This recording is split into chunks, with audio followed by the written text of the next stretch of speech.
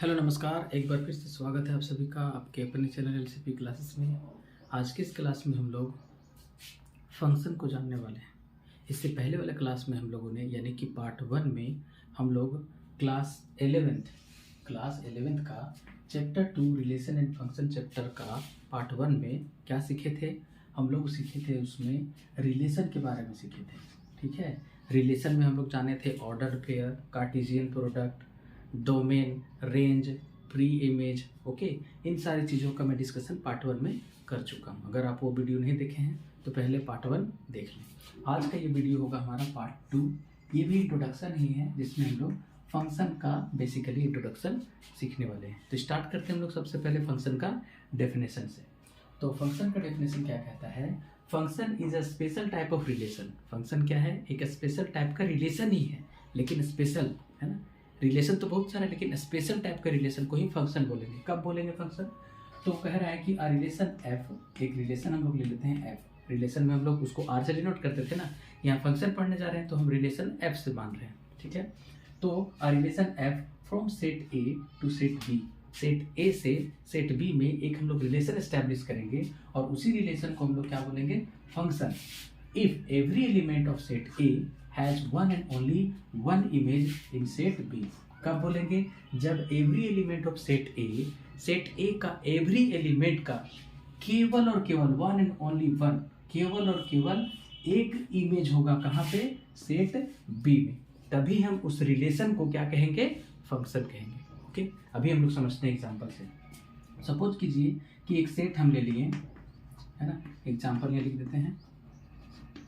Example, एक हम set ले लिए हैं जिसमें हम लोग ले रहे हैं एलिमेंट 1 2 3, और दूसरा सेट एक ले लिए बी जिसमें हम लोग एलिमेंट ले रहे हैं 4 5 6। ठीक है, अब यहाँ हम एक रिलेशन डिफाइन कर रहे हैं। एक रिलेशन डिफाइन कर रहे हैं from set A to set B. किस तरह का रिलेशन डिफाइन कर रहे हैं? रिलेशन डिफाइन कर रहे हैं कि जो ये ए और बी होगा ना, ए और बी, सच दैट जो बी होगा वो ए में 2 ऐड करने पे मिलेगा। ए में बी जो होगा ए में 3 ऐड करने पर मिलेगा। ठीक है, for all a belongs to set A and b belongs to set B. ये हम लोगों ने एक रिलेशन डिफाइन कर दिया। ठीक है, तो अब यहाँ से देखते हैं हमारा जो रिलेशन है, यहाँ पर रिलेशन को हम एफ से डिनोट करते हैं। ठीक है, क्योंकि हम लोगों ने क्या कहा है अभी? एक relation F from set A to set B, एक सेट ए से सेट बी में एक रिलेशन एफ इस तरह का है, उसको हम लोग फंक्शन बोलेंगे। यानी इसी रिलेशन को हम लोग फंक्शन बोलेंगे। कब? जब every element of set A has one and only one image in set B. केवल और केवल एक इमेज होगा। कहाँ पे? सेट बी में। किसका? Every element of set A का। ठीक है, तो अभी हम लोग जो फंक्शन डिफाइन किए हैं तो उसके अकॉर्डिंग एफ हमारा क्या मिलने वाला है वो देखिए। ए बी, ए 1 लेना है, बी क्या होगा? ए प्लस 3, यानी इसमें 3 जोड़ दो तो 4 आएगा। 4 है ना इसमें। फिर ए क्या लेते हैं? 2। ठीक है, 2 में 3 जोड़ देंगे तो 5, इसमें 5 है। फिर और क्या लेंगे? ए लेंगे अगर 3, तो इसमें 3 जोड़ेंगे तो क्या मिलेगा? 6 इसमें है। तो ये हमारा एक रिलेशन हो गया जो एक स्पेसिफिक रूल पर बेस्ड है, जिसमें क्या कह रहा है कि रिलेशन क्या होता है? ऑर्डर पेयर होता है। नहीं, कार्टेशियन प्रोडक्ट का ऑर्डर पेयर होता है। अगर हम ए और बी का कार्टेशियन प्रोडक्ट निकालेंगे तो उसका ये क्या हो जाएगा? फंक्शन सबसेट हो जाएगा, यानी उसी में से ये लिया गया है, तो उसी को हम लोग कहते हैं रिलेशन। ठीक है, तो ये जो रिलेशन कह रहा है कि relation F from set A to set B is called function if every element of set A has one and only one image. केवल और केवल एक ही इमेज होगा। किसमें? सेट बी में। तो देखिए, तो इमेज एक ही ठो मिला ना। अगर इसको हम डायग्राम से सीखें, डायग्राम से अगर ज्ञात करें इसको, तो एक हमारा ये सेट ए है और दूसरा सेट बी, और फंक्शन डिफाइन कर दिए हैं। और ये फंक्शन कहलाएगा कब? जब 1 2 3 का, इसमें 4 5 6 में केवल और केवल एक ही इमेज होगा। देखो तो 1 का केवल 4 ही है ना इमेज, 2 का एक ही केवल इमेज है 5, 3 का एक ही इमेज है 6। तो इसी को हम लोग कहेंगे फंक्शन। तो फंक्शन क्या है? तो फंक्शन क्या है कि रिलेशन को ही हम लोग फंक्शन कहते हैं। कब? जब every element of set A का एवरी एलिमेंट का केवल और केवल एक ही इमेज होगा। देखो, अगर यहाँ से 2 इमेज कर दें, 1 का 5 कर दें तो 2 इमेज हो जाएगा ना। 2 का इससे अगर मिलने लगे, इस तरह से मिलने लग जाएगा, तब वो फंक्शन नहीं कहलाएगा। एक प्रत्येक एलिमेंट का एक और एक केवल एक ही इमेज होगा, तभी वो फंक्शन कहलाएगा। अंडरस्टूड? आई होप कि मैं आपको यहाँ तक समझा पाया। और एक और डेफिनेशन इसका कह रहा है, function is a rule that gives new element out of some given element. कह रहा है फंक्शन क्या है, एक रूल है। जैसे देखो यहाँ फंक्शन जो था डिफाइन किए थे हम लोग A to B में, वो क्या है, एक रूल ही है ना। और वो रूल कैसा है, rule that gives new element out of some given element, यानी जो एलिमेंट गिवन है उससे एक नया एलिमेंट देता है। तो देखो, तो 1 दिए थे उसको तो 4 मिला था, 2 दिए थे इसको तो 5 मिला था, 3 दिए थे तो 6 मिला था, है ना। तो ये एक रूल है। और एक और डिफिनेशन रिलेशन का, फंक्शन का कह रहा है, relation R such that from set A to B. एक रिलेशन आर सेट ए से बी में डिफाइन करने पर उसको हम लोग फंक्शन कहेंगे। कब, अगर डोमेन क्या हो जाएगा, पूरा सेट ए। अगर हम इसका डोमेन निकालेंगे तो डोमेन क्या होता है, डोमेन होता है कि किसी भी रिलेशन का फर्स्ट एलिमेंट का सेट, फर्स्ट एलिमेंट का सेट को ही हम लोग डोमेन बोलते हैं। तो डोमेन यहाँ पर क्या आ रहा है बताओ तो, domain equal to 1 first element 2 3, और ये क्या है हमारा पूरा सेट ए है। देखो तो 1 2 3 4 एक सेट है ना, पूरा सेट ए ही है ना। तो पहला कंडीशन क्या, डोमेन क्या होना चाहिए, पूरा का पूरा सेट ए मिलना चाहिए, ठीक है। दूसरा कंडीशन क्या है कि no distinct ordered pair, no two distinct pair, कोई भी दो ठो अलग अलग pair have same first element, कोई भी दो ठो ऑर्डर पेयर का सेम फर्स्ट एलिमेंट नहीं होना चाहिए। फर्स्ट एलिमेंट इसका 1 है, इसका 2, इसका 3, मतलब कि फर्स्ट एलिमेंट हमेशा क्या होना चाहिए, अलग अलग होना चाहिए, एक ही एलिमेंट नहीं होना चाहिए। तभी जाकर के हम लोग एक, इसको हम लोग क्या कहेंगे, फंक्शन कहेंगे। आई होप कि मैं आपको फंक्शन अच्छी तरह से समझा पाया। अब हम लोग और जानते हैं फंक्शन से रिलेटेड चीज़ों को, यानी कि किस किस तरह का फंक्शन जो डिफाइन हो चुका होगा तो उसका हम लोग डोमेन कैसे निकालेंगे। ओके, अब हम लोग समझते हैं नेक्स्ट टॉपिक जो है डोमेन ऑफ अ फंक्शन। अब ये डोमेन ऑफ अ फंक्शन क्या होता है, हम लोग डोमेन ऑफ रिलेशन समझे थे ना। डोमेन ऑफ रिलेशन क्या समझे थे कि set of all first element of order pair, order pair का सेट ऑफ फर्स्ट एलिमेंट को हम लोग डोमेन बोले थे, है ना। रेंज क्या बोले थे, set of second element of order pair, जितना भी ऑर्डर पेयर था उसका सेकेंड एलिमेंट का सेट को हम लोग रेंज बोले थे। ओके, तो अब हम लोग जानेंगे डोमेन ऑफ फंक्शन का डोमेन के बारे में। तो कह रहा है कि set of value of x at which function f x is defined are known as domain of a function. मतलब कोई फंक्शन, एग्जाम्पल से इसको हम लोग समझते हैं, एग्जाम्पल हम लोग ले लेते हैं। एक फंक्शन हम लोग ले लें f x is equal to 2x, ठीक है। F x is equal to 2x एक हमारा फंक्शन है। तो इसमें कह रहा है कि set of value of x eight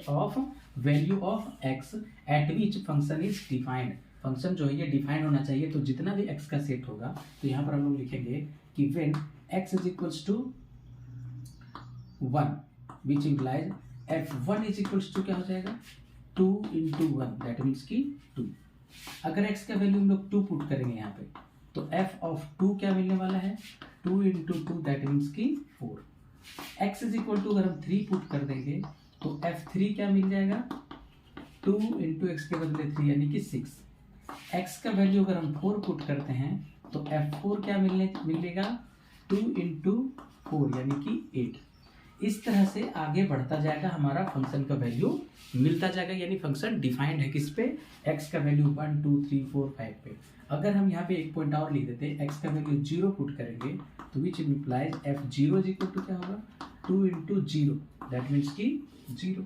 okay, तो x का वैल्यू 0 रखे तो f0 का वैल्यू क्या मिला, 2। यहाँ से हमें एक रिलेशन डिफाइंड हुआ है। रिलेशन क्या डिफाइंड हुआ है, real number to real number, है ना। एक रिलेशन डिफाइंड हुआ है। रिलेशन क्या, फंक्शन ही बोल देते हैं इसको। फंक्शन डिफाइंड हुआ such that real number to real number. कैसे, real number to real number कैसे है कि अगर हम x का वैल्यू, जो x का आया है वैल्यू, वो क्या है 0 1 2 3 4 डॉट डॉट डॉट, यानी all belongs to x belongs to real number, ठीक है। अब जो fx मिला है हमें, fx का वैल्यू जो आया है वो मिला है हमें 0 2 4 6 8 डॉट डॉट डॉट। तो एफ एक्स भी क्या है, बिलोंग्स कर रहा है रियल नंबर से। एफ एक्स भी क्या कर रहा है, रियल नंबर से बिलोंग कर रहा है। तो डोमेन की बात करेंगे हम लोग, डोमेन ऑफ फंक्शन, इस फंक्शन जो एफ एक्स टू एक्स जो डिफाइन किए थे, तो हम लोग बोलेंगे डोमेन ऑफ एफ एक्स या फंक्शन। तो क्या हो जाएगा, value of set of value of x, set of value of x, क्या क्या वैल्यू है एक्स का, 0 1 2 3 4 5 डॉट डॉट डॉट इसी तरह बढ़ता जाएगा। यानी कि ये क्या है, हमारा सेट ऑफ होल नंबर है ना, ये सेट ऑफ होल नंबर आ गया, set of whole number, set of whole number. Whole number क्या होता है, 0 से स्टार्ट होता है। तो सेट ऑफ होल नंबर जो होगा हमारा इस फंक्शन का क्या कहलाएगा, डोमेन कहलाएगा। आई होप कि मैं आपको डोमेन ऑफ फंक्शन अच्छे से समझा पाया। ओके, अगर वीडियो पसंद आ रहा होगा तो लाइक शेयर जरूर कर दीजिएगा, और आप वीडियो में नए हैं तो चैनल को सब्सक्राइब कर लीजिएगा, ताकि आपको हमारी आने वाली वीडियो की नोटिफिकेशन मिलता रहे, ताकि आपको उस वीडियो से लाभ भी मिलता रहे। ओके, तो अब हम लोग पढ़ते हैं नेक्स्ट टॉपिक की ओर। ओके, अब जानते हैं हम लोग algebra of function. Algebra of function क्या कहता है कि for function f from X to R and a function g from X to R we have, हमारे पास एक अलजेब्रिक इक्वेशंस मिलेगा। कैसे, इस टाइप का मिलेगा, f plus g of x equal to f of x plus g of x and x belongs to capital X. F minus g of x निकालेंगे तो f of x minus g of x such that x जो होगा हमारा वो belong करेगा किसमें, set of x से। Okay, and f into g of x निकालेंगे तो एफ ऑफ एक्स और जी ऑफ एक्स का प्रोडक्ट होगा, और जो एक्स होगा वो कहाँ से होगा, सेट एक्स से होगा। और कोई कांस्टेंट को मल्टीप्लाई करेंगे उस फंक्शन ऑफ एक्स में, तो वो कांस्टेंट को एफ ऑफ एक्स से मल्टीप्लाई करेंगे तो दोनों इक्वल वैल्यू आएगा, और एक्स जो होगा बिलोंग्स करेगा सेट ऑफ एक्स से, वेयर के इज रियल नंबर, के क्या होगा यहाँ पे, रियल नंबर होगा। एंड एफ को डिवाइड करेंगे जी से, उसके बाद हम यहाँ पे के से अगर मल्टीप्लाई करते हैं, ओके, तो वो क्या हो जाएगा, सॉरी यहाँ एक्स होगा है ना, f by g of x होगा, तो f ऑफ एक्स को जी ऑफ एक्स से डिवाइड करेंगे, और यहाँ x जो है वो बिलोंग्स कर रहा है किससे, सेट ऑफ x से। तो वेयर डिनोमिनेटर क्या होना चाहिए, g of x not equal to 0। तो ये सारा पॉसिबिलिटी हमारा आता है, और इसी को हम लोग क्या कहते हैं, अलजेब्रा ऑफ फंक्शन, जिसमें कि प्लस माइनस मल्टीप्लाई डिवाइड कोई कांस्टेंट से मल्टीप्लाई करने पर किस तरह का इक्वेशन मिलेगा वो हमें इस तरह से जानकारी होता है। ओके, अब आगे बढ़ते हैं और देखते हैं नोट पॉइंट में कि पहला नोट पॉइंट कह रहा है कि a function which has either real number, एक ऐसा फंक्शन जिस विच हैज आइदर आर और one of its subset as its range, और उसका वन ऑफ इट्स सबसेट क्या होना चाहिए, उसके रेंज के जैसा होना चाहिए, तब उसको हम लोग क्या कहेंगे, रियल वैल्यू फंक्शन कहेंगे। इसको एग्जांपल से समझते हैं। एग्जांपल एक ले लेते हैं हम लोग, ठीक है, एक एग्जांपल लेते हैं सेट ए, उसमें हम लोग ले लेते हैं राम, श्याम, सीता, गीता, ठीक है, ये मैंने एक सेट ले लिया। और दूसरा सेट जो मैं ले रहा हूँ उसमें 1 2 3 4 5 6 7 डॉट डॉट 60 तक का मैंने एलिमेंट इसमें ले लिया। और एक मैंने फंक्शन को डिफाइन करा है आर, है ना, आर एक फंक्शन स्टार्ट किया है from set A to set B, और वो आर जो हमें मिल रहा है वो इस टाइप का मिल रहा है, ऑर्डर पेयर। राम को 2 अंक मिला हुआ है, राम कॉमा 2 है, श्याम कॉमा 4 है, SHYAM श्याम कॉमा 4 है, फिर सीता कॉमा 6 है, सीता कॉमा 6 है, ठीक है। और एक और क्या है, गीता, गीता का ऑर्डर पेयर ले लेते हैं 8 के साथ, आगे यहाँ 8 भी होगा ना कहीं, 8 के साथ। तो ये हमारा एक रिलेशन मिला है। तो इसमें कह रहा है कि इट हैज ए फंक्शन, एक फंक्शन हम लोग डिफाइन किए हैं आर, जिसमें कह रहा है कि it which has either real number, इसमें देखो रियल नंबर मिल रहा है सब में, रियल नंबर, और one of its subset, one of its subset, ये जो है इसमें से कोई एक सबसेट क्या होना चाहिए, इट्स रेंज हो जाना चाहिए, इसका रेंज हो जाना चाहिए। तो ये जो फंक्शन हम डिफाइन किए हैं उसका रेंज क्या होगा, रेंज में हमारा क्या होता है, रेंज में रेंज होता है सेट ऑफ क्या, all second element, second element. तो देखो तो सेकेंड एलिमेंट जो है वो सबसेट हो गया ना रेंज का, रेंज हमारा है 2, ये पूरा सेट 2 जो है वो रेंज होता है, और उसका ये सबसेट मिल जाता है, कौन, वन ऑफ इट्स सबसेट, है ना, either it has real number और one of its subset of किसका, सबसेट इज एट्स रेंज, तब उसको हम लोग कहेंगे क्या, रियल वैल्यूड फंक्शन। तो ये जो फंक्शन होगा आर हो जाएगा real value function, therefore R is a real valued function, real valued function, यही हमारा कहलाएगा क्या, रियल वैल्यूड फंक्शन। नेक्स्ट की ओर बढ़ते हैं। अब समझते हैं हम लोग मॉडुलस फंक्शन के बारे में। तो मॉडुलस फंक्शन का डेफिनेशन क्या कहता है, पहले इसको समझते हैं। कह रहा है कि the function f from set of real number to real number defined by fx is equal to mod x, main यही है हमारा, fx is equal to mod x for each x belongs to real number. Real number for set of real number के लिए function f from real number to real number का set होगा, ये function जो होगा from real number to real number होगा। और define कैसे करते हैं इसको, fx is equal to mod of x, ये जो लाइन दिया हुआ दोनों तरफ वो मॉडुलस का साइन है, for each x belongs to r, और जो x का वैल्यू होगा वो कहाँ से होगा, रियल नंबर से होगा, उसको हम लोग मॉडुलस फंक्शन कहेंगे और एब्सोल्यूट वैल्यू फंक्शन कहेंगे। मॉडुलस फंक्शन बोलिए या एब्सोल्यूट वैल्यू फंक्शन बोलिए, तो कहेंगे कब, for each non negative value of x के नॉन नेगेटिव वैल्यू के लिए fx is equal to x मिलना चाहिए। देखो तो for non negative value of x, यानी x का वैल्यू 0 या 0 से बड़ा होगा तो fx का वैल्यू क्या होगा, x होगा, पहला कंडीशन। दूसरा कह रहा है for each negative value of x, for negative value of x यानी x less than equal to 0 fx is positive, fx भी क्या हो जाएगा, पॉजिटिव हो जाएगा, ये fx का वैल्यू भी हमेशा क्या आएगा, पॉजिटिव आएगा, ठीक है। अब इसका ग्राफ कैसा होता है उसको हम लोग देखते हैं। इसका ग्राफ हमेशा इस टाइप का होता है, ये x एक्सिस का ग्राफ है, ये y एक्सिस का ग्राफ है, ठीक है। अब हम लोग क्या करते हैं, fx का कोई वैल्यू लेते हैं, fx इज इक्वल टू कुछ ले लेते हैं, fx is equal to x, ठीक है, fx is equal to x। अब x का वैल्यू हम लोग क्या करते हैं, 1 रखते हैं, तो fx का वैल्यू क्या होगा, x का वैल्यू 1 व्हेन, यहाँ से थोड़ा और इधर करके लिखते हैं, when x is equal to 1 then f1 is equal to 1 होगा। अब x का वैल्यू -1 पुट करते हैं, तो f of -1 is equal to क्या होगा, mod ऑफ -1 यानी कि 1, mod ऑफ -1 हो जाएगा, ये mod of x, fx equal to mod of x, ठीक है, ये नहीं था फंक्शन हमारा, fx equal to mod x, तो f1 इक्वल टू 1 यानी कि 1 आया। अब -1 रख रहे तब भी 1 आ रहा है, फिर x का वैल्यू अगर हम 2 रखते हैं तो f of 2 is equal to क्या होगा, mod ऑफ 2 यानी कि 2। अगर x का वैल्यू -2 चूज करते हैं तो f of -2 is equal to mod of -2 that means कि 2, ठीक है। अब इसका ग्राफ देखेंगे हम लोग यहाँ पे, ठीक है, fx is equal to x का ग्राफ। जब हम लोग x का वैल्यू 1 रखे थे, ठीक है, ये रहा 1, ये 2, ये 3, इधर 1 -2, ठीक है। जब हम लोग 1 का x का वैल्यू 1 रखे थे तो 1 ही आया था ना y का वैल्यू, यहाँ पर 1 होगा, ठीक है, 1 पे 1 आया। फिर जब x का वैल्यू -1 रखे थे तब भी पॉजिटिव वैल्यू आया है, यानी यहाँ पर होगा, -1 भी रखे तो 1 आया है, ठीक है। फिर आगे बढ़ेंगे, x का वैल्यू 2 पुट करेंगे, x का वैल्यू 2 पुट करते हैं तो y का वैल्यू क्या मिला है, 2 मिला है।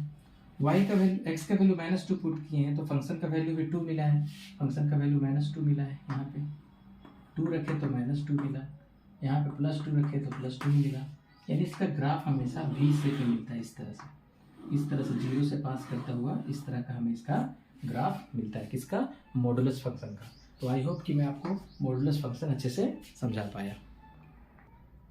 ओके, अब जानते हैं हम लोग ग्रेटेस्ट इंटीजर फंक्शन क्या होता है। ये ग्रेटेस्ट इंटीजर फंक्शन कह रहा है कि the function f from real number to set of real number defined by fx is equal to square bracket of x, fx is equal to square bracket of x को हम लोग greatest integer function बोलेंगे।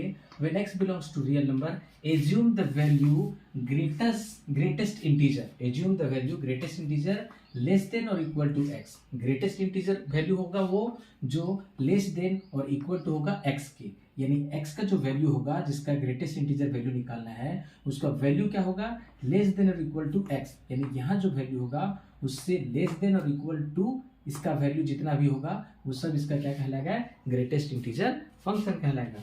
सच a function is called the greatest integer function. इसका example से हम लोग समझते हैं, है ना, एग्जाम्पल से समझते हैं हम लोग इसको।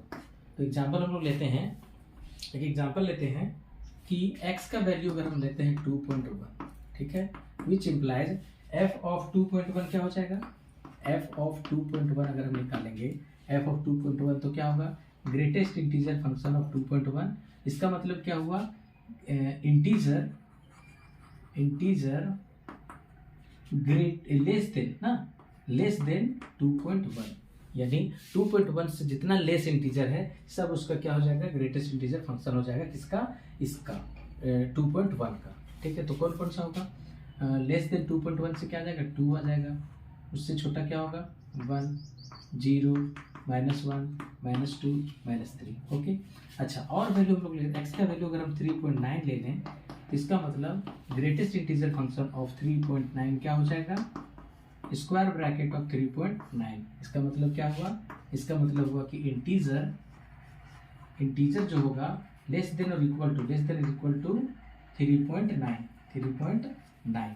तो 3.9 से लेस क्या हो जाएगा, 3 से स्टार्ट होगा, 3, 2, 1, 0, -1, -2, -3, इस तरह का होगा नंबर्स, ठीक है। और हम वैल्यू लेते हैं, अगर एक्स का वैल्यू माइनस का कोई नंबर लेते हैं, जैसे कि -2.3 which imply greatest integer function of -2.3 अगर हम निकालें तो -2.3 का ग्रेटेस्ट इंटीजर क्या होगा, इंटीजर क्या होगा, लेस देन और इक्वल टू -2.3, ठीक है, लेस देन और ग्रेटर देन -2.3। तो -2.3 से लेस क्या हो जाएगा, -2 होगा, है ना, -2 से स्टार्ट होगा, उसके बाद क्या होगा, -1 होगा, नहीं -3 होगा, फिर -4 होगा, इससे लेस होता चला जाएगा -5, इससे लेस होगा -6, इसी तरह से बढ़ता जाएगा। तो ये सब वैल्यू क्या होगा, ग्रेटेस्ट इंटीजर फंक्शन कहलाएगा, यानी कि ये फंक्शन जो इस फॉर्मेट में होगा वो ग्रेटेस्ट इंटीजर फंक्शन कहलाएगा।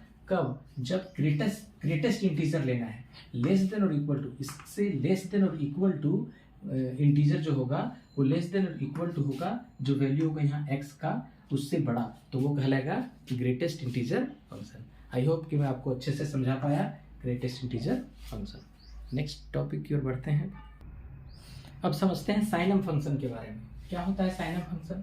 साइनम फंक्शन कहता है कि let R be a set of real number. R जो है सेट ऑफ रियल नंबर हम लोग ले लिए हैं, ठीक है। Then the function f from set of real number to real number defined by fx is equal to mod of x upon x is equals to 1 होगा जब x का वैल्यू हम लोग ग्रेटर लेंगे 0 आएगा जब x का वैल्यू लेंगे 0, उसका वैल्यू जो फंक्शन का वैल्यू है वो -1 आएगा जब x का वैल्यू हम लोग क्या लेंगे, लेस देन 0, ठीक है। तो इसी को हम लोग, इसी फंक्शन को क्या कहेंगे हम लोग, साइनम फंक्शन कहते हैं, ओके। एग्जाम्पल से इसको समझते हैं। r एक सेट ऑफ रियल नंबर लेना है, सेट ऑफ रियल नंबर में से क्या क्या आ जाएगा, -1, 0, +1, ठीक है, ले लिए। और इसमें से हम लोग एक फंक्शन डिफाइंड किए हैं, ठीक है, और x जो चुन लेते हैं हम लोग इसी में से, है ना, x जो चुन लेते हैं रियल नंबर ऑफ सेट से, रियल नंबर से सेट से ले लेते हैं और -1, 0, 1 ले लेते हैं। तो fx निकालेंगे हम लोग, यानी f ऑफ -1 निकालेंगे तो mod of x upon x है। दैट मीन्स कि -1 का mod अपॉन -1, यानी कि x का वैल्यू क्या ले रहे हैं, ग्रेटर देन 0 नहीं है, ये लेस देन 0, ये वाला केस है ना, x इज लेस देन 0 वाला केस है। -1 लिए हैं तो -1 तो 1 ही होगा और ये -1, यानी कि वैल्यू -1 आया, देखो ये प्रूफ हुआ, ठीक है। अब x इज इक्वल टू 0 ले लेते हैं तो फंक्शन क्या हो जाएगा, f ऑफ 0 निकालना है, यानी mod ऑफ 0 अपॉन 0, यानी 0 अपॉन 0 इज इक्वल टू 0 आया, ये वाला फंक्शन को सेटिस्फाई किया। अब x इज ग्रेटर देन 0 लेते हैं, यानी f ऑफ x क्या हो जाएगा, f ऑफ 1, यानी x के बदले 1, mod ऑफ 1 अपॉन 1, यानी 1 अपॉन 1, दैट मीन्स कि 1, ये वाला वैल्यू आया। तो इस तरह के फंक्शन को हम लोग क्या कहेंगे, साइनम फंक्शन। और इसका जो वैल्यू होगा उस रियल नंबर में से, अगर x का वैल्यू हम लोग ग्रेटर देन 0 लेंगे तो हमेशा 1 आएगा, x का वैल्यू 0 लेंगे तो 0 आएगा, x का वैल्यू लेस देन 0 लेंगे तो -1 वैल्यू आता है। तो आई होप कि मैं आपको साइनम फंक्शन को अच्छे से समझा पाया। नेक्स्ट बढ़ते हैं। ओके, लास्ट टॉपिक जो है इंट्रोडक्शन का वो है आइडेंटिटी फंक्शन। वो क्या कहता है, let R be the set of real number. R क्या कह रहा है, सेट ऑफ रियल नंबर ले लेते हैं। आर क्या ले लेते हैं, set of real number. Real number क्या होता है, बहुत सारा सेट होता है इसमें, -3 -2 है ना, -1 0 1 2 3। रियल नंबर में डेसिमल वाला नंबर भी आता है ना, बहुत सारे नंबर आते हैं इसमें। रियल नंबर का सेट हम लोगों ने आर सपोज करा, ठीक है। अब कह रहा है कि a real valued function f is defined from set of real number to set of real number y is equal to fx, है ना। ये जो है condition y equal to fx for each value of x belongs to r, such function is called identity function. अब real number से हम लोग ले लेते हैं यहाँ पे, when x is equal to 0, x का वैल्यू 0 लेंगे तो y इज इक्वल टू क्या मिलेगा, f ऑफ 0। तो ये भी कहाँ से होना चाहिए, रियल नंबर से होना चाहिए 0। अगर x का वैल्यू 2 ले लेते हैं, ठीक है, y इक्वल टू fx का कहने का मतलब हुआ कि y बराबर x, है ना। y इक्वल टू fx कहने का मतलब हुआ कि y क्या है, x के इक्वल आ रहा है, ठीक है। y जो है x के इक्वल आ रहा है, यानी फंक्शन ऑफ x है। यानी कि एग्जांपल अगर हम ले लें तो y इक्वल टू 2x ले सकते हैं, function of x। y is equal to 3x ले सकते हैं, ये भी फंक्शन ऑफ x है।